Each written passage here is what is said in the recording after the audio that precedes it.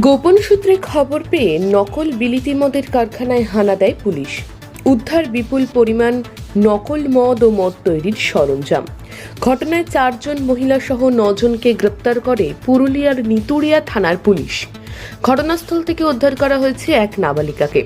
Police সূত্রে জানা গিয়েছে, ধৃত 8 জন ঝাড়খণ্ডের জামতাড়া এলাকার বাসিন্দা, আর একজনের বাড়ি দুমকায়।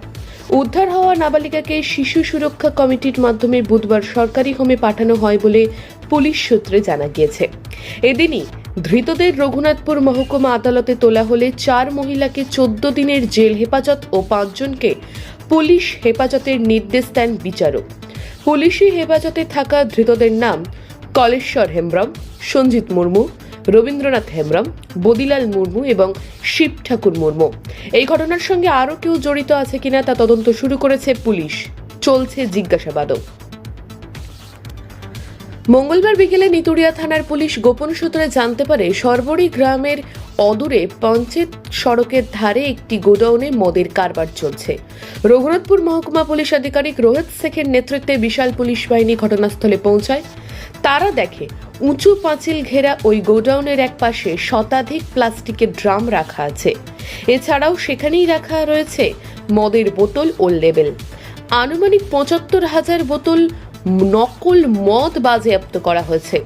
এই ঘটনায় একটি স্বতঃপ্রণোদিত মামলা রুজু করে নিতুড়িয়া থানার পুলিশ। গতকাল আমরা একটা সোর্স ইনফরমেশন পাই যে নিতুড়িয়া থানা সরবরি মোড়ের পাশে একটা পেট্রোল পাম্পের পাশে একটা ঘেরা জায়গা আছে। সেই জায়গাতে স্পুরিয়াস অ্যালকোহল এটা ম্যানুফ্যাকচার হচ্ছে, প্যাকেজিং হচ্ছে এবং তার স্মাগলিং হচ্ছে। সেই খবরটাকে আমরা ওয়ার্কআউট করে আমরা প্রায় 75,000 বোতল বিভিন্ন ব্র্যান্ডের ফরেন লিকার আমরা সিজ করি, যেগুলো অ্যাকচুয়ালি ওই ইললিগালি ম্যানুফ্যাকচার করা হচ্ছিল, স্পুরিয়াস ড্রাগ বা স্পুরিয়াস অ্যালকোহল। তো সেগুলোকে আমরা সিজ করি। আমরা মোট 9 জন আসামিকে ওখান থেকে অ্যারেস্ট করি। 9 জনকে যাদের পাওয়া গেছিলো তাদের মধ্যে তাদেরকে আমরা আজকে ফরওয়ার্ড করেছি। এখানে কিছু চাইল্ডকেও লেবার হিসাবে কাজ করানো হচ্ছিল, সেটাও আমরা ওখানে তাদেরকেও সেখান থেকে উদ্ধার করেছি। আমরা আজকে তদন্তের স্বার্থে 5 জনকে পুলিশ রিমান্ডের প্রেয়ার দিয়ে পাঠিয়েছি। ইনভেস্টিগেশন চলছে। এই যে যারা গ্রেপ্তার হয়েছে তারা বাইরের বাসিন্দা, মেনলি জামতারা এবং বিহারের ওই দিকের বাসিন্দা আছে। আমরা মানে যেটা জানতে পেরেছি, এই যে সিলগুলো ছিল, লেবেলিংগুলো যেগুলো ছিল, মানে এই বোতলে যে লেবেল ছিল তাতে লেখা ছিল sale for Punjab and sale for Bihar. তো এইরকম আমরা পেয়েছি। এগুলো সবই তার মানে আমরা একটা অ্যাজিউম করা যায় যে এইসব জায়গাতে এগুলোকে পাচার করার ব্যাপার ছিল। আমরা একদম ইনিশিয়াল ফেজে আছি। আমরা এক্সপার্টদের সঙ্গে কথা বলেছি, এক্সাইজ ডিপার্টমেন্টের সঙ্গে কথা হয়েছে, তাদেরও আমরা যে ওপিনিয়ন সেটা নিয়েছি এবং আমরা এফএসএলেরও যে এফএসএলের এক্সপার্ট ওপিনিয়ন সেটার জন্য আমরা এক্সিবিটগুলো সেখানে পাঠাচ্ছি এবং এফএসএলও আসবে এই জায়গাটাকে পরীক্ষা করার জন্য।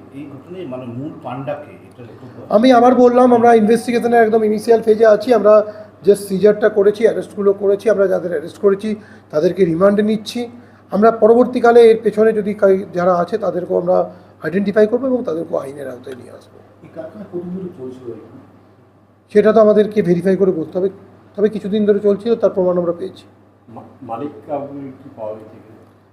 আমি আপনাদের বললাম যে আমরা 9 জনকে অ্যারেস্ট করেছি, তাদেরকে পুলিশ রিমান্ডে নেওয়া হয়েছে। তাদের মধ্যে 5 জনকে পুরো ব্যাপারটা, কে মাস্টার মাইন্ড, কে চালাচ্ছিল, কে লেবার, কে মিডিয়েটার, প্রত্যেকের রোল আমরা ভেরিফাই করব এবং যারা যারা এতে ইনভলভ আছে তাদের প্রত্যেককে অ্যারেস্ট করা হবে।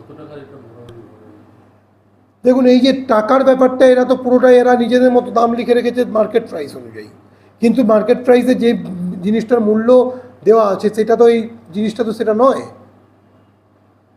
এটা অ্যালকোহল, যে ভাবুন রয়্যাল স্টেকের যে অ্যালকোহলের দাম হয়, মানে ফরেন লিকারের যে দাম হয় সেই দাম ওখানে লেবেল করা আছে। বাট এভাবে তো বাজার মূল্য আমরা বলতে পারবো না। মূলত ওখানেই তৈরি করছিল। কিভাবে জনবহুল এলাকায় এরকম একটি বেআইনি নকল মদের কারখানা চলছিল তা নিয়ে উঠেছে নানান প্রশ্ন। স্থানীয় এলাকার বাসিন্দাদের কাছ থেকে জানা গিয়েছে, বিগত বেশ কয়েক মাস ধরে ওই গুদামে কাজ শুরু হয়।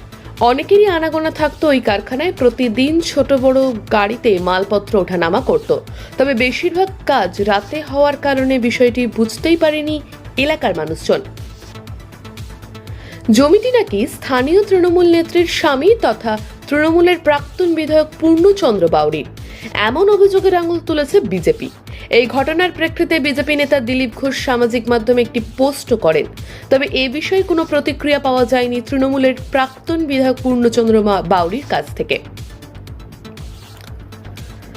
ইতিমধ্যে ওই জমির আসল মালিকের পরিচয় জানতে ভূমি ও ভূমি সংস্কার দপ্তরের আধিকারিকদের সঙ্গে যোগাযোগ শুরু করেছেন তদন্তকারীরা। ঘটনাস্থল থেকে মাত্র 200 মিটার দূরে অবস্থিত আবগারি দপ্তরের কার্যালয় কিভাবে তাদের নজর এড়িয়ে এই বেআইনি কারবার চলছিল তা নিয়ে উঠছে নানান প্রশ্ন। নমুনা সংগ্রহ করার জন্য খবর দেওয়া হয়েছে রাজ্যের সিআইডির ফরেনসিক বিশেষজ্ঞদের। ঘটনাকে ঘিরে রীতিমতো উত্তাল হয়ে গিয়েছে এলাকা। পেট্রোল পাম্প দেখাবে, পেট্রোল পাম্প তুমি ঢুকলে পেট্রোল পাম্প থেকে এখানে একবার দেখালে ক্যাম্পাসটা দেখাচ্ছ, পিছন দিয়ে যাবে।